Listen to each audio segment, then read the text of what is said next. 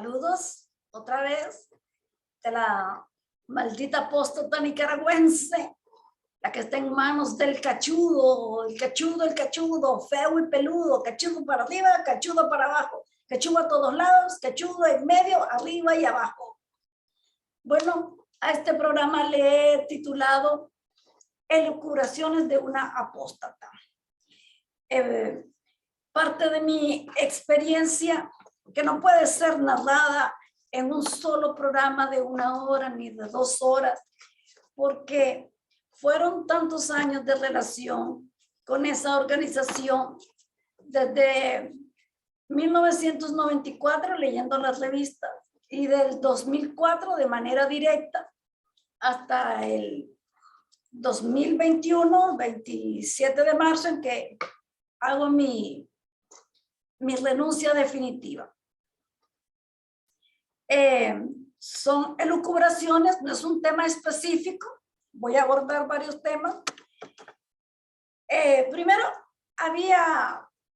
me había propuesto hacer entrevistas de testigos de Jehová, sea activos, inactivos, expulsados o porque dejaron la organización por cualquier cosa. Yo prefería a personas nicaragüenses, porque uno no conoce, ¿verdad?,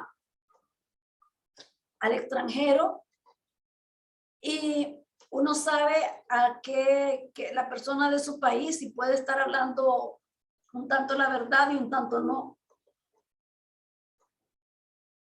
Por nuestro modismo, por nuestra propia cultura. Entonces, después de tantos intentos que he hecho con personas nicaragüenses que me han escrito, he quedado a la espera de que me manden su historia por escrito. Otra vez me dicen que me lo van a hacer por audio. Y así llevo en esto como 7 meses. Entonces, un suscriptor del canal, de origen venezolano, me dijo que él estaba anuente a una entrevista y hemos hecho el intento 2 veces.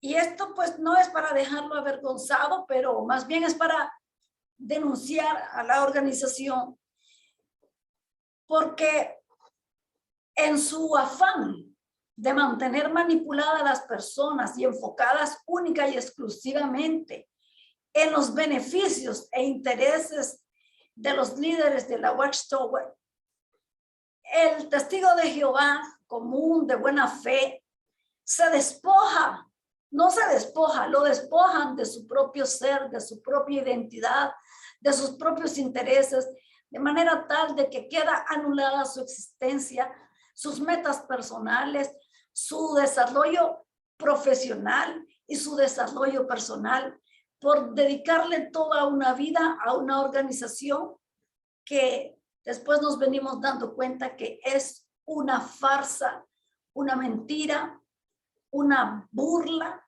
una maldad. Una maldad. Yo siempre digo de que no es correcto decir que son estúpidos los líderes de la organización cuando bajan una enseñanza, ¿no? Son enseñanzas bien pensadas, bien premeditadas, porque llevan un objetivo. Hacer a los miembros de la Watchtower, de los testigos de Jehová, hacerlos sentir diferentes, es un propósito. Porque es la religión que dice no creer en la cruz, no creer en la Trinidad, no celebrar cumpleaños, no celebrar Navidad, no celebrar Año Nuevo, no transfundirse sangre. Entonces eso los hace sentirse superiores. Y ese es el objetivo de esa organización. Al igual que los judíos se sentían superiores porque ellos decían, somos el pueblo escogido de Dios. Dios va a salvar solo al pueblo de Israel. Al resto de naciones la miraban como perros. En el tiempo de Jesús sucedía lo mismo. Esperaban al Mesías, que el Mesías los liberara de la dominación romana y que solo ellos iban a ser salvos.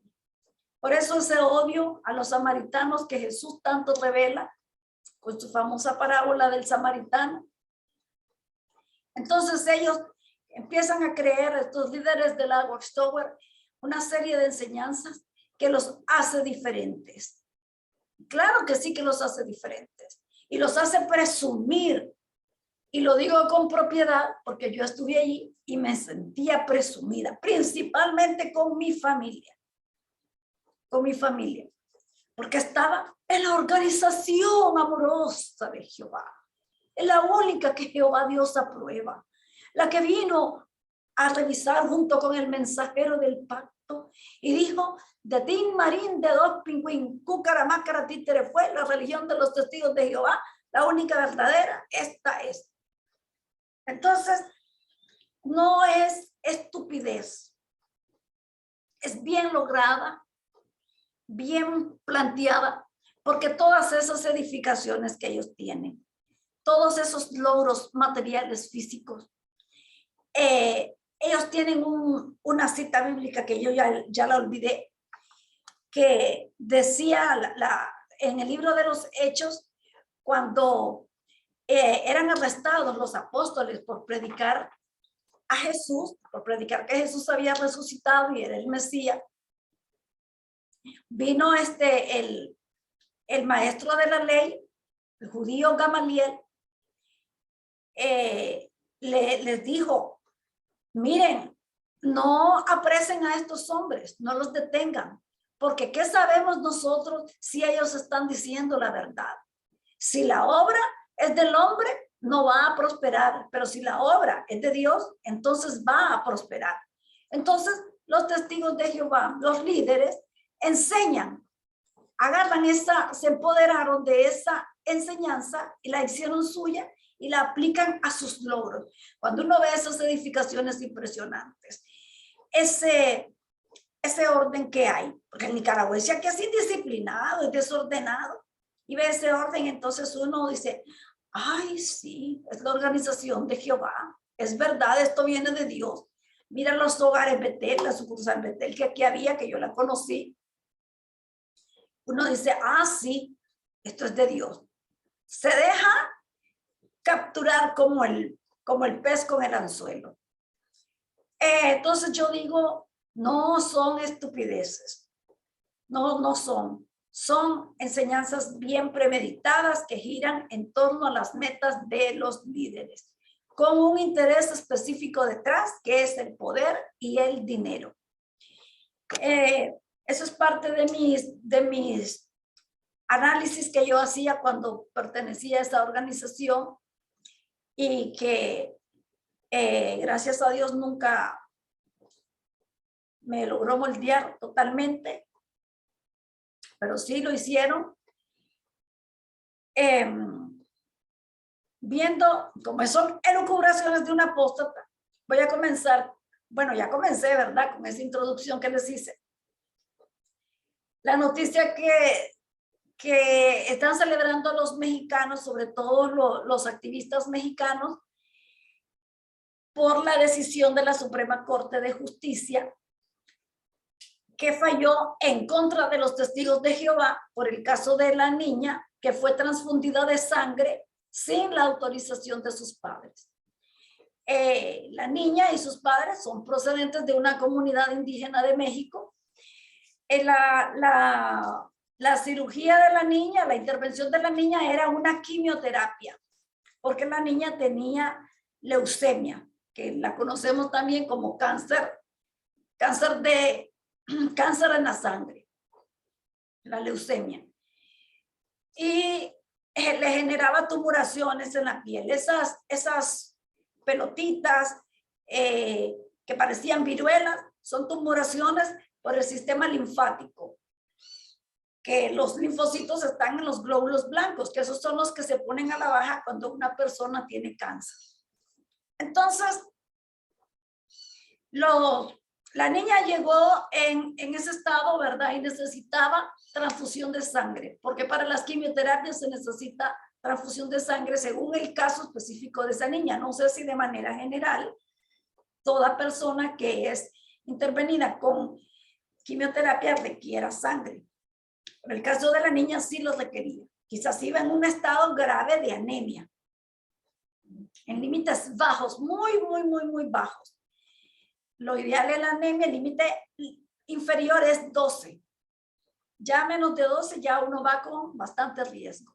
Entonces, los padres de la niña, como todo testigo de Jehová, adoctrinado y amenazado por la comunidad de testigos de Jehová que ejercen presión con solo el hecho de que están rodeados de la hermandad mundial de testigos de Jehová, ya se está ejerciendo una coerción, una fuerza psicológica, una fuerza mental, una presión de grupo.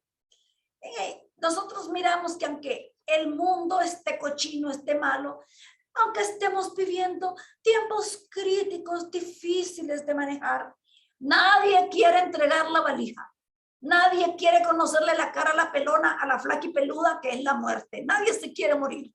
Nadie. Por mucha enseñanza, por mucha doctrina, aunque sí fuese cierto, dando por sentado que esa doctrina fuera verdadera, nadie se quiere morir.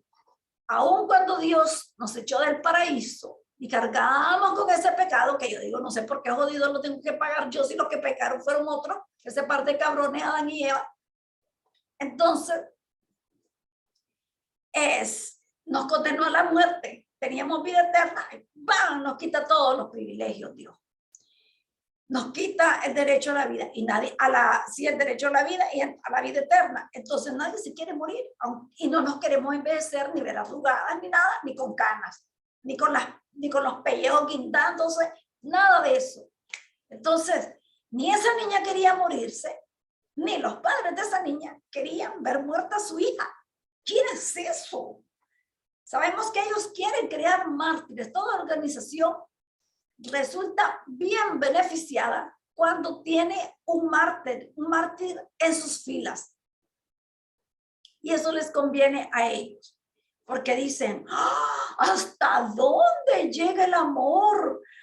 El amor leal a Jehová. Que la gente diría, qué gran amor el que tienen los testigos de Jehová, se apegan a la Biblia, qué barbaridad.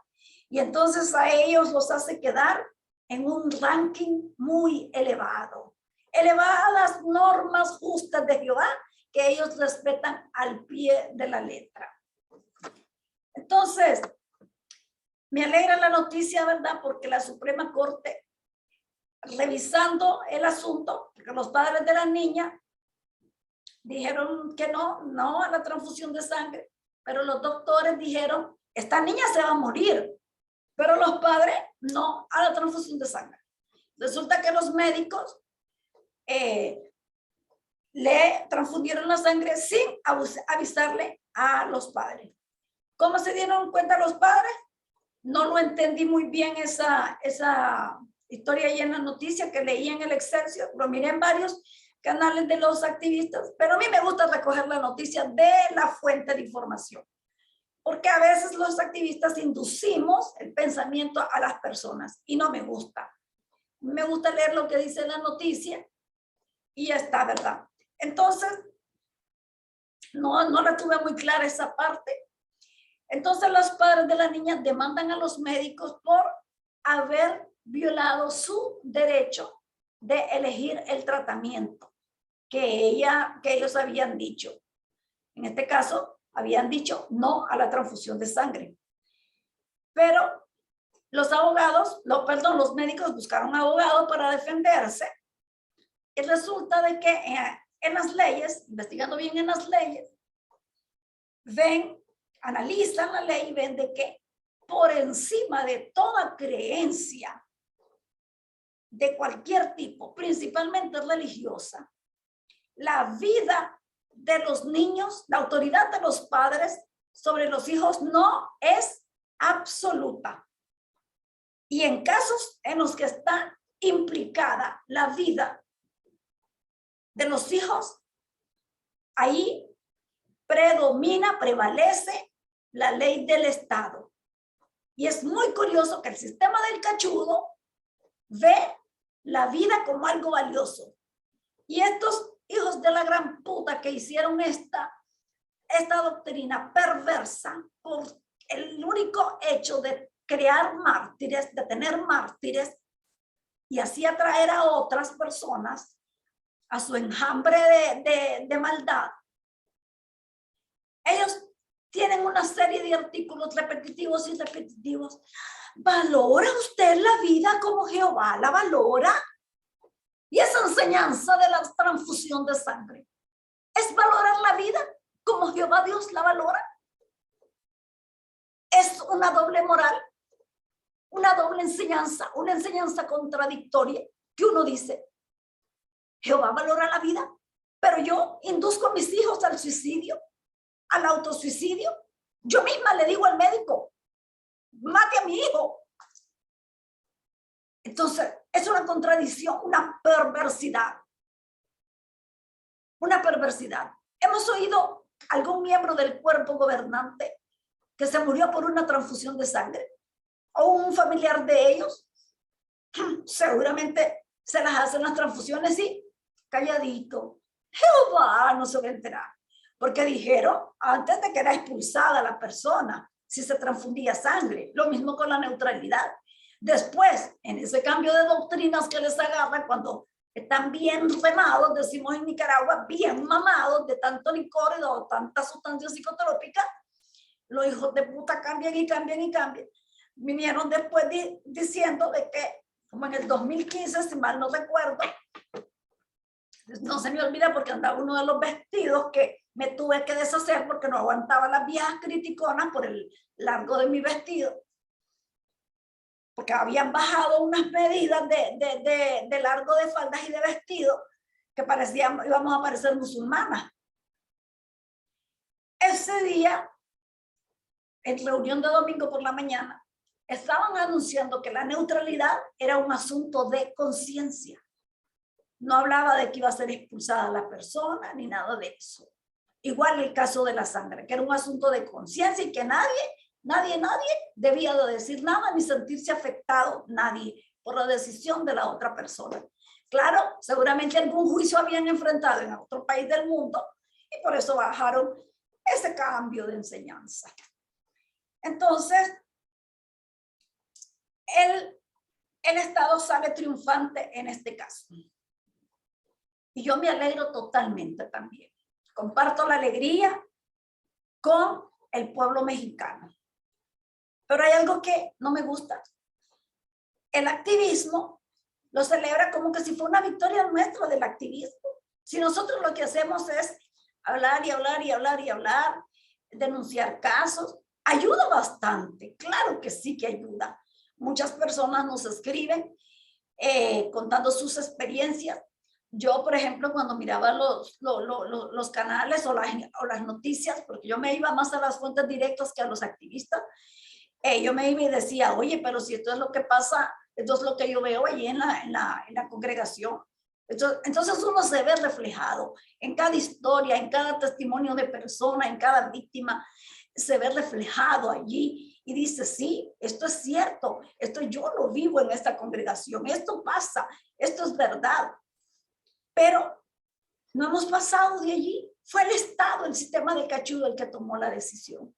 Y fueron por casualidad unos médicos que decidieron defenderse contra eso. Y me gustaría averiguar más si esos médicos sabían algo de los testigos de Jehová, si tenían familiares dentro de esa organización aberrante, perversa, y que quizás eso los indujo a tomar esa decisión de defenderse y lograr convencerlos a los abogados y a los jueces con tremendo análisis para poner en su lugar a esta organización abusiva que es la Watchtower, que representa a los testigos de Jehová, que no son testigos de Jehová, son testigos del mal, porque presenciamos maldades, presenciamos desprecios a los pobres y no pasa nada.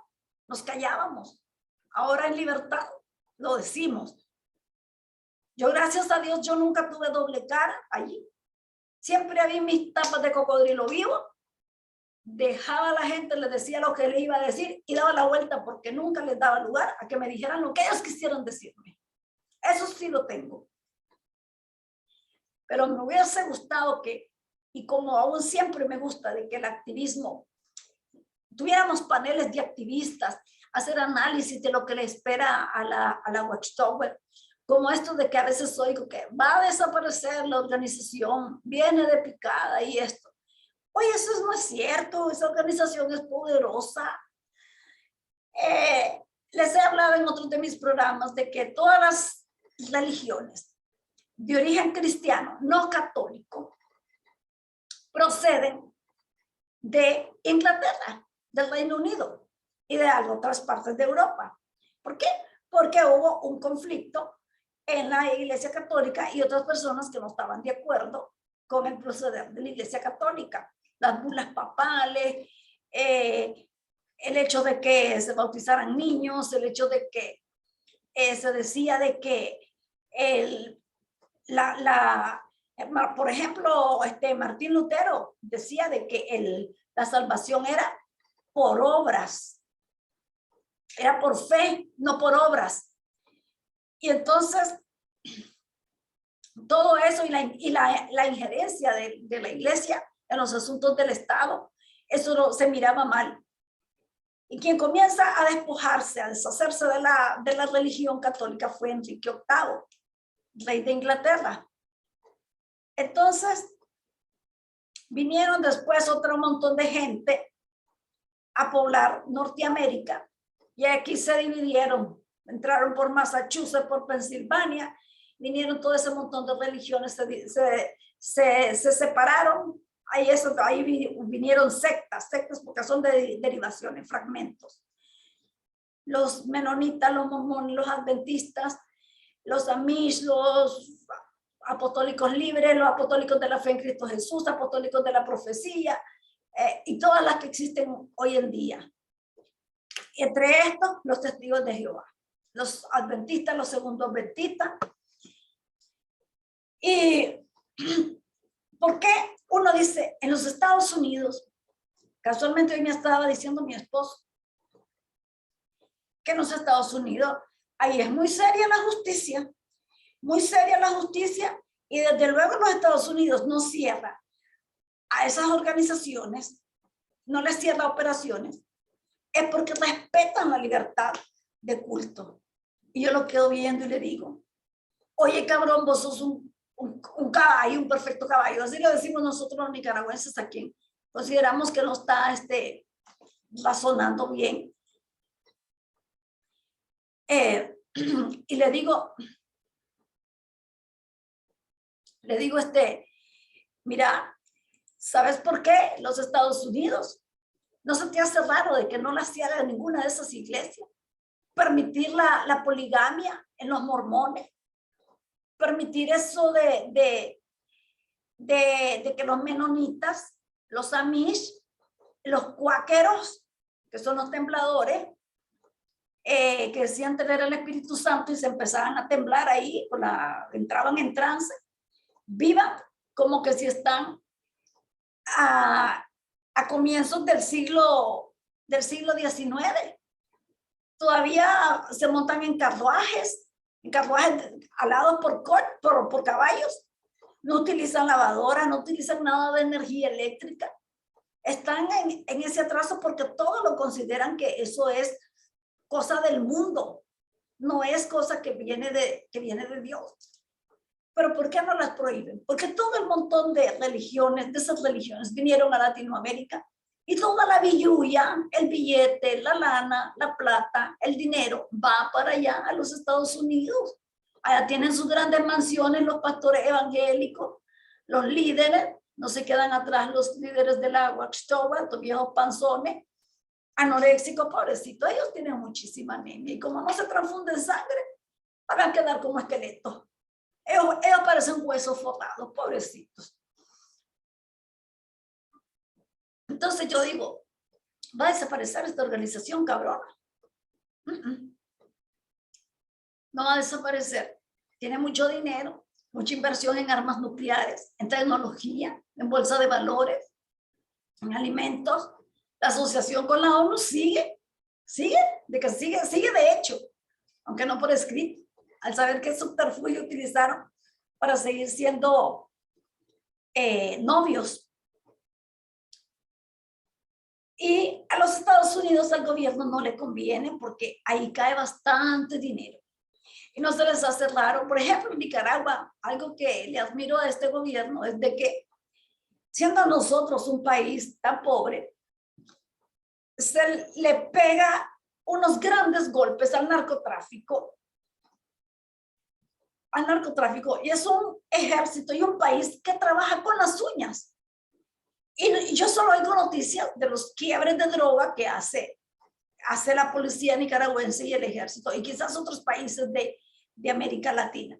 Pero nunca oímos qué pasa allá en los Estados Unidos. Yo no oigo quiebres de droga, quiebres de cárteles de la droga. No lo oigo. Solo aquí. Les favorece. ¿Por qué los Estados Unidos, siendo el país que es, no tienen una ley que proteja a los ciudadanos, a la ciudadanía norteamericana en todos sus estados, que los proteja de estas organizaciones abusivas? ¿Por qué? Porque todos ellos están metidos en esas organizaciones, están metidos en eso. Por eso es que no van a desaparecer. Y oigo que muchos activistas dicen, hasta se alegran, de que la secta viene de picada. Sí, tiene bajas, es la verdad, tiene bajas. Pero así como entran, así salen. ¿Por qué? Porque el mundo siempre está en situaciones malas, en situaciones agudas, en situaciones críticas y en situaciones buenas. Y ocupamos a Dios como ambulancia. Cuando estamos en aprietos, ay, Diosito mío lindo, acordate de mí, te hago una promesa. No voy a volver a decir hijo de puta. Entonces, así somos. Es la naturaleza humana. Entonces yo pienso eso, que como está el dinero detrás, no va a desaparecer. Va a tener que cambiarse. Esta organización va a cambiar, va a salir de repente con alguna nueva luz, como le decimos nosotros, como dicen ellos, un nuevo entendimiento. Van a decir, ahora entendemos que la transfusión de sangre, realmente estábamos equivocados, pero el Espíritu Santo nos reveló que no es así.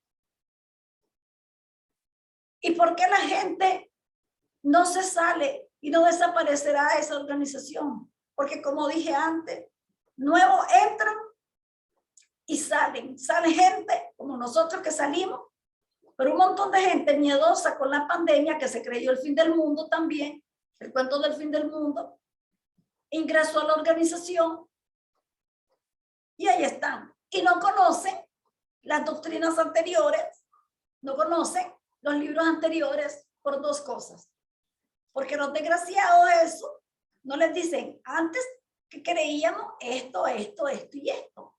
Y ahora nosotros lo cambiamos y esto y ahora es así. Y los miembros no se dedican a la investigación. No se dedican por muchas cosas.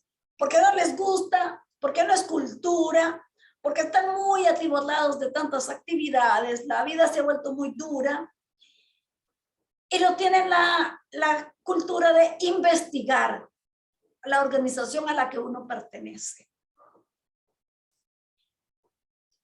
Y contribuye también la cultura del entorno en donde uno se cría como hijo en el seno familiar.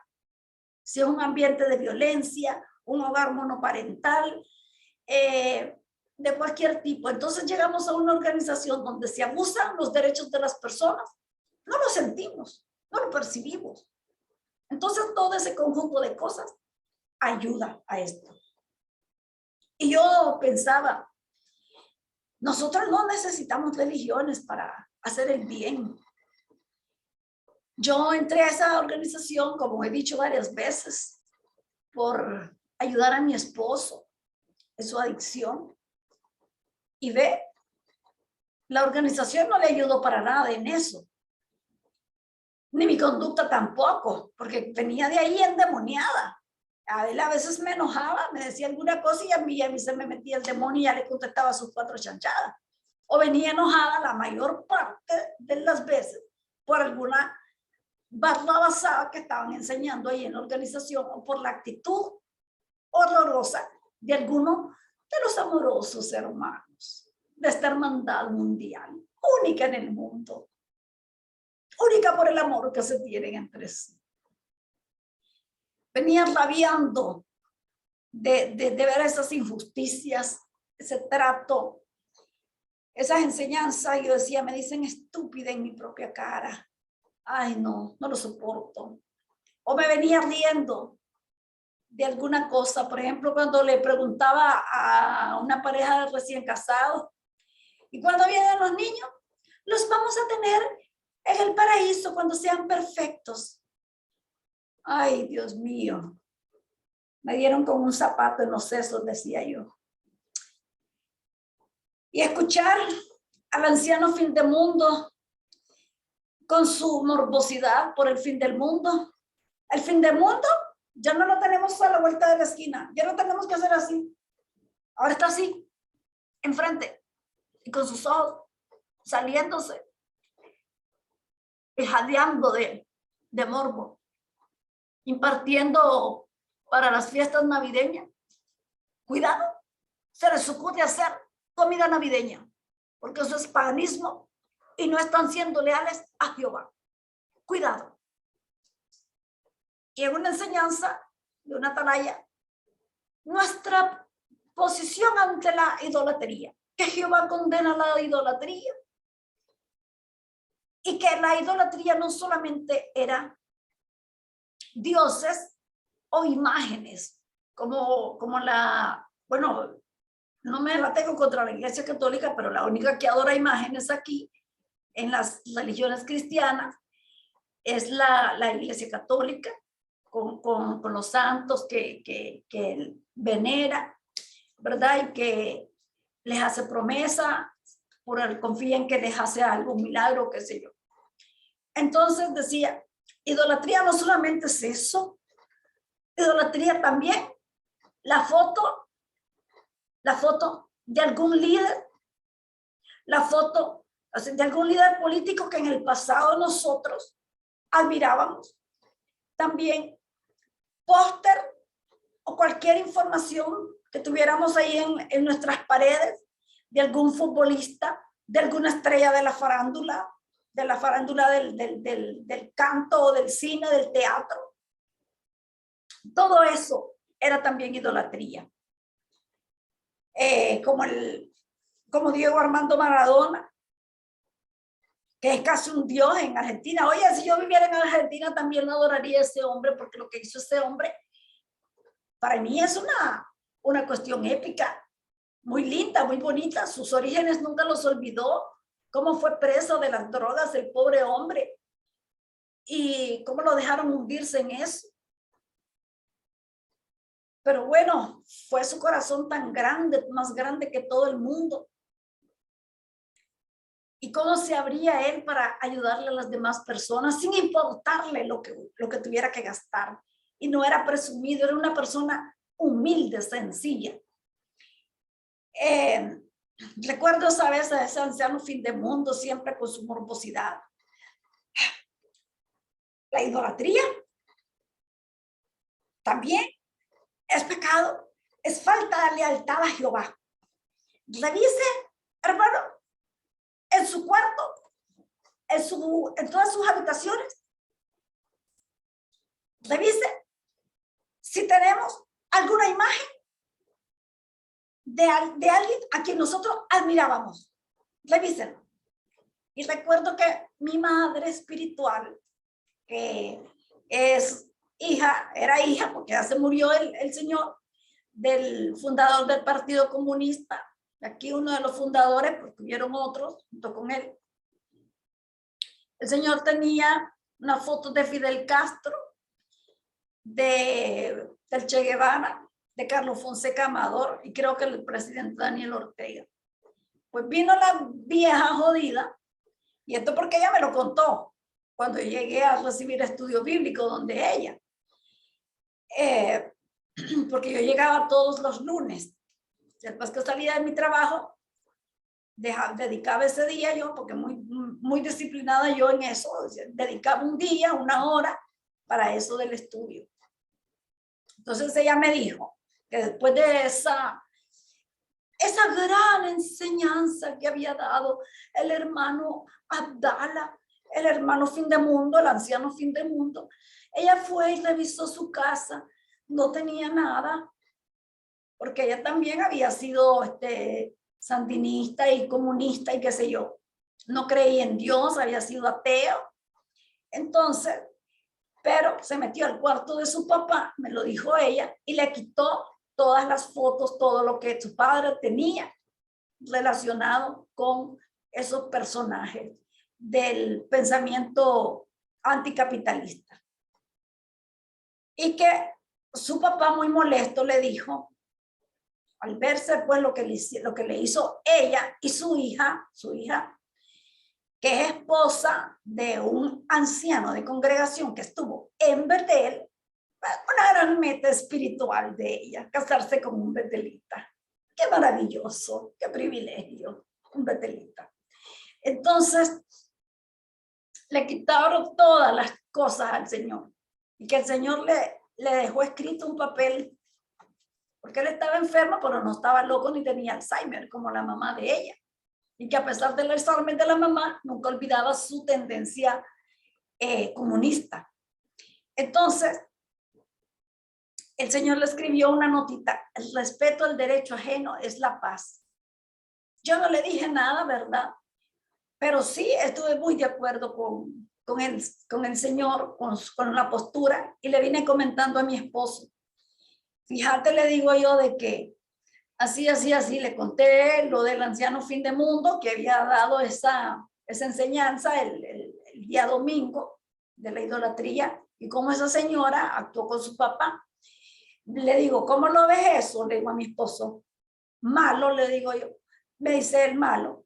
Yo también le digo, ¿sabes por qué? Le digo, porque mi esposo y yo casi tenemos el mismo pensamiento. No hemos terminado de decir algo, de pensar algo, y ya estamos diciendo lo mismo, o exactamente con las mismas palabras, o lo mismo en diferente forma de expresión. Le digo, ¿sabes por qué? Le digo, porque las testigos de Jehová son ellas, la mamá y la hija, pero el Señor no. Es una falta de respeto. Tenían que haberle dejado todas sus chochadas, todas sus babosadas a él ahí. ¿Qué tal si el papá era un católico y le hubiera agarrado toda su publicación de testigo de Jehová y se las hubiera quemado y todo? Ay, sí, viviría, ay, una mártir perseguida por su padre. Ah. Entonces, ¿hasta dónde se llega? Hasta abusar en nuestra propia familia con esas cosas muy personales. Fue otro de los hechos que me hicieron odiar esa organización por ese comportamiento. Recuerdo que esa señora, como ella era la que me daba estudio bíblico, yo llegaba los lunes, ¿verdad? Y me hacía a veces esperar. Decía, ya llego, Luxita. Estoy por aquí, ando en el súper, ya voy llegando, 5 minutitos. Y yo le decía, mire, después de 15 minutos, yo me jalo y aplico el cuarto, le decía yo. Y ahí, pero la primera vez vine y la esperé media hora. Pasó la media hora y nada de haber llegado. La llamo y le digo, mire, me voy, porque usted me dijo 5 minutos y yo le esperé 15 minutos más y usted no vino, y le esperé media hora más todavía y no vino. Así es que no. Ay, discúlpame, me dice, ¿y no la puedes recibir mañana en la clase? No, le digo, no puedo. Y pasado mañana, no, no puedo, le digo, es que yo designé el día lunes para venir a recibir esta babosada. Y así se lo dije, esta babosada. Y yo no puedo, ya tengo programadas mis actividades. También era una manera de que ellos exigían disciplina, les vivían exigiendo de que fueran disciplinados con sus estudiantes de la Biblia en horario y en asistencia. Entonces yo, es cierto que yo era la necesitada y llegaba del trabajo, me salía 10 minutos antes para poder estar a tiempo y no que no me agarrara el tráfico pico, la hora pico del tráfico aquí. Y ella me salía con eso. Y cuando estábamos estudiando, la llamaba la hija a veces cuando se hizo precursora de tiempo completo o especial, no sé qué privilegio tan notable, tan grande. No sé cuál de esas dos chochadas, cuando se casó con el betelita, una meta espiritual muy envidiable por mí. Por todos también, por toda la humanidad. Por todas las mujeres del planeta. Una envidia casarse con un betelita. Entonces, ella se fue a Jinotega y resulta de que era aquella llamadera por teléfono de la hija a la mamá. Y yo, cuando yo estoy haciendo algo así en mi trabajo, yo apagaba mi teléfono celular, lo apagaba y ya, y si estaba enfocada en algo que era urgente de los jefes, ya llamaba a la recepcionista. No me pasan llamadas de nadie, solo que sea de mi hijo, cuando estaba mi hijo aquí, ¿verdad? O alguna cosa urgente de emergencia de parte de mi familia, solo en ese caso. Pues entonces, a cada rato que hay interrupción de la hija llamándole. Y aquellas llamadas eran de 10 minutos, 15 minutos, y yo me ponía malhumorada. Venía a mi casa como a las 10 de la noche, 11 de la noche, y mi marido enojado, y mucho más enojada yo porque me reclamaba él, y yo arrecha por la vieja que me atrasaba con esa falta de respeto, atendiendo teléfono. Y me decía él, y no le puedes decir que no, que te vas. Y yo le digo, no, mira, vos sabes que yo lucho contra el mal carácter, lucho contra mis impulsos, y no quiero controlarme. Y entonces, vine en una ocasión, y entonces en cuanto llegué, en las narices de ella, para que viera, agarré el teléfono y lo apagué. Y lo puse en la mesa, como diciéndole, yo siempre ya lo llevaba apagado, desde que salía del trabajo, ya lo llevaba apagado, para no tener ningún atraso. Entonces, esa vez lo hice delante de ella para que entendiera que yo no iba a atender el teléfono y lo hiciera ella también. Pero qué va, le entró por un oído y le salió por el otro a la vieja desgraciada. Discúlpame, Lucita, es que es mi hija y como no la veo diario. Ay, Dios mío. Entonces, en una de tantas, yo agarré mis cosas, mis chereques, mis libros, mi Biblia, bum, bum, bum, bum, bum, bum, me levanté y me vine para la casa. Y después me llamaba por teléfono de que por qué me había venido. No, es para darle tiempo que usted hablara toda la noche con su hija. Y no le seguí ¿y vas a venir mañana? No, es que ya le he dicho que los lunes es para eso. Yo no le dedico más tiempo. Y pues le cortaba el teléfono, le cortaba la llamada y hasta que no me esté jodiendo esta vieja, decía yo. Entonces, ella me decía pues que tenía que superar esas cosas. Yo tenía que superar y ella no. Qué lindo, qué lindo. Y completamente era evidente que no se preparaba. Ellos creen que porque ya el párrafo ya se los da servido todo, lo que van a decir, las barbaridades que van a decir y las preguntas que van a hacer. Ellos creen que eso es así tan fácil. Y yo hacía unas preguntas bien pensadas, bien minuciosas, que nada fuera de lo que estaba allí. Pero bueno, nunca eran capaces de responder, porque si no es con una atalaya, con sus propias publicaciones, no son capaces de nada. en una de tantas cosas hablando, me dice, no voy a estar por un tiempo porque voy a ir para Nueva York, que iba a ir a Brooklyn, Nueva York, a la Watchtower. Me trajo un montón de postales. Aquí está una de ellas, no sé si la enfoco bien, de la Watchtower. No sé si la enfoco bien. Bueno, de la Watchtower. Me trajo como 5 de la imprenta. Sale la imprenta de los betelitas allí. Sale la imprenta. Sale esto del carro de Elías con Eliseo allí.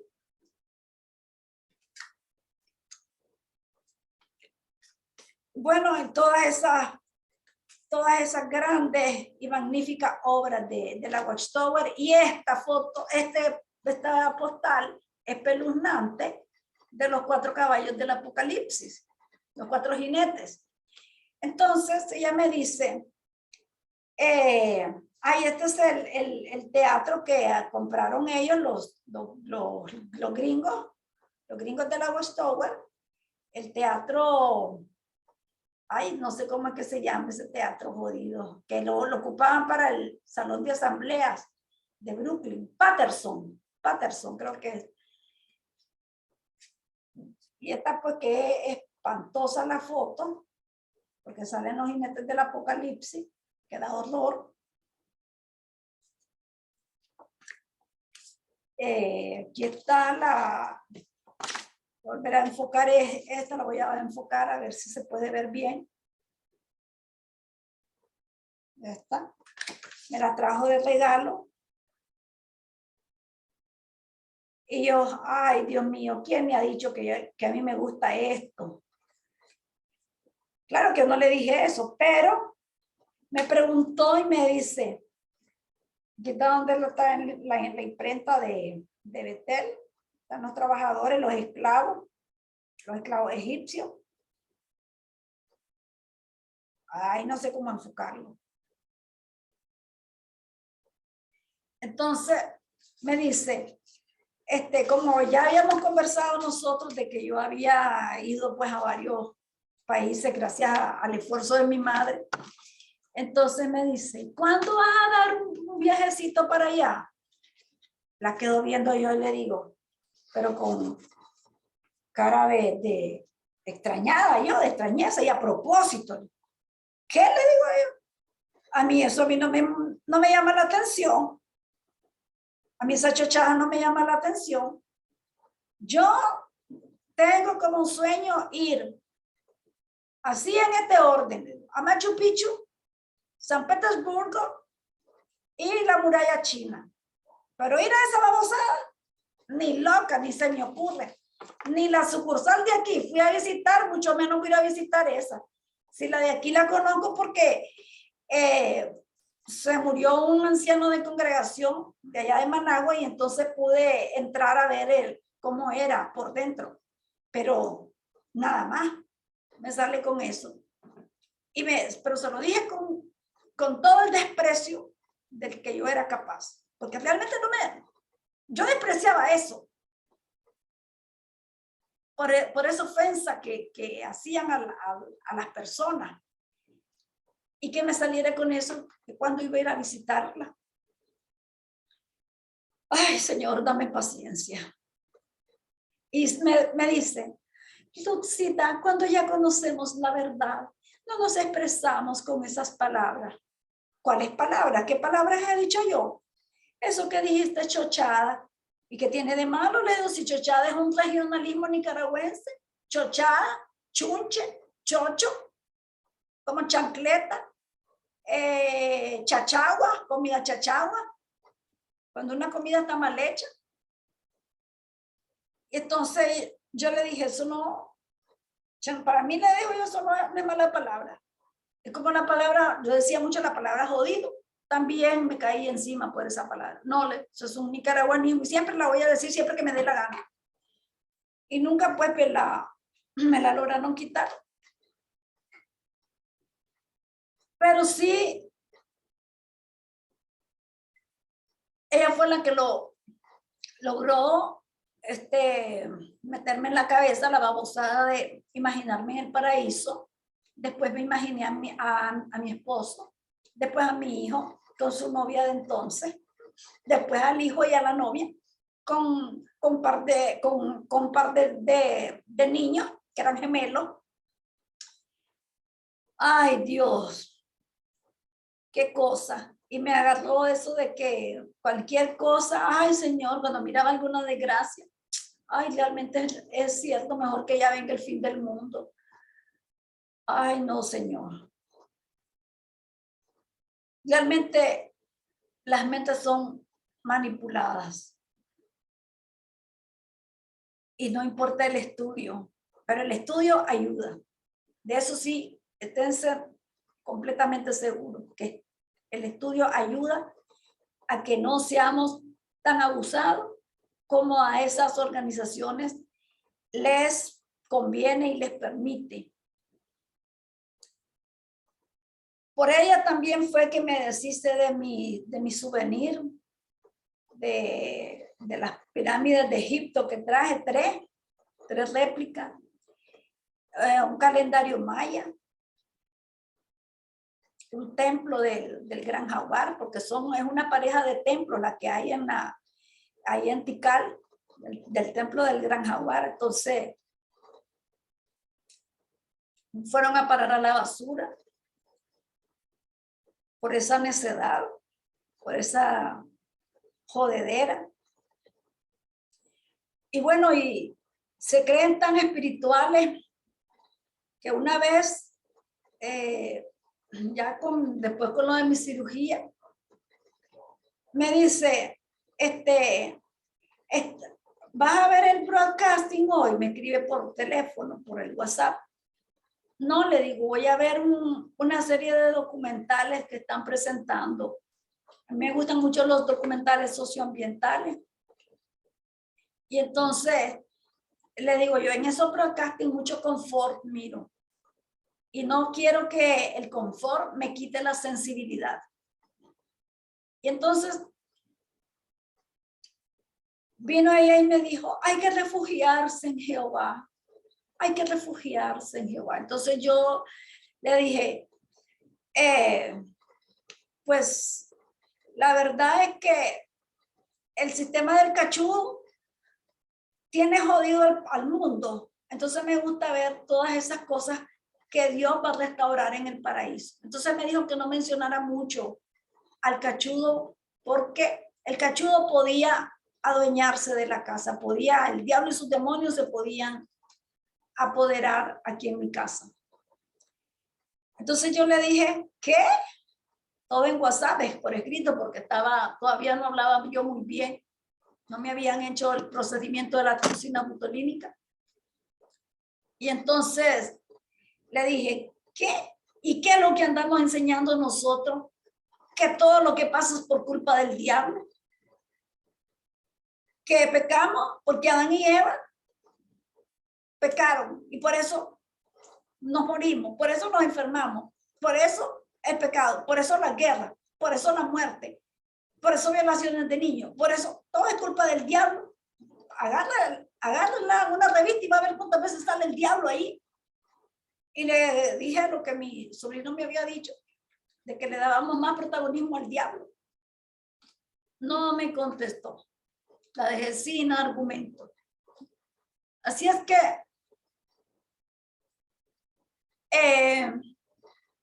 sigo en la lucha con buscar personas para mis entrevistas, con el deseo de lograr que implementemos leyes. Yo tengo una copia de la ley del señor Pablo Sanón en Argentina, que podemos hacer llegar a nuestro país juntos si nos proponemos varias personas, porque es más creíble en boca de una o más personas que solo de una. Y eso es mis elucubraciones el día de hoy. Espero que si tienen una experiencia como esta, me la hagan saber por escrito. Yo la voy a exponer aquí. Si quieren que dé el nombre, lo doy. Si no, pues también se respeta. Gracias. Y nos vamos a despedir con este cántico. Bueno, el de la verdad ya no. ¿Cuál de los cantos? ¿Cuál de los múltiples cánticos guerreristas? Ay, no, ya basta de cánticos. Hasta la próxima.